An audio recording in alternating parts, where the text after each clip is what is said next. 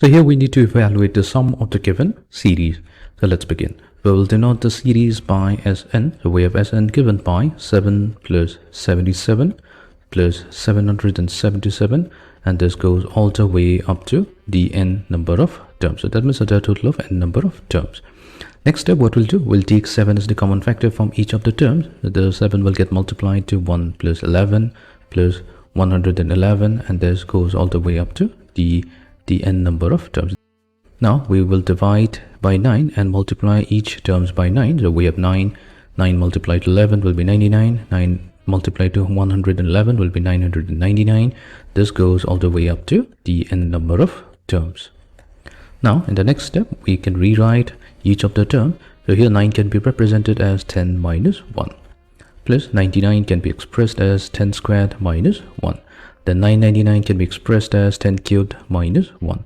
This happens all the way up to the n terms. Now what we'll do, we will rewrite the given expression. So we're going to combine the first term of each of the terms. So that means we have 10 added to 10 squared plus 10 cubed. This happens for n number of times to n terms.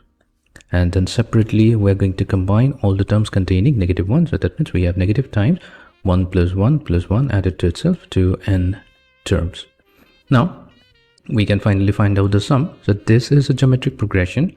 So this geometric progression has a first term. So this is our first term value of 10. The common ratio r is 10 squared divided by 10. So that's simply 10. And using the formula for finding out the sum up to the n terms of a geometric series, so we have Sn equals to a times r raised to the power of n minus 1 whole divided by r minus 1.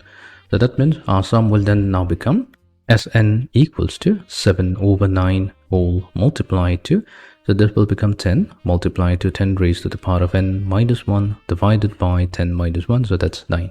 Minus, so here we have 1 multiplied to itself n number of times, so we'll be getting n. 1 multiplied to n will be simply n.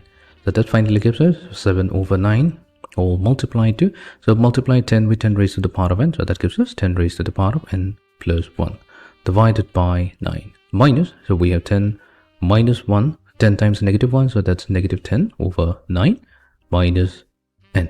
So if we factor out 1 over 9 from within the parentheses, so we're going to get 7 over 81, so this will get multiplied to 10 raised to the power of n plus 1 minus 10 minus 9n. So this is going to be the sum up to the nth term of the given series.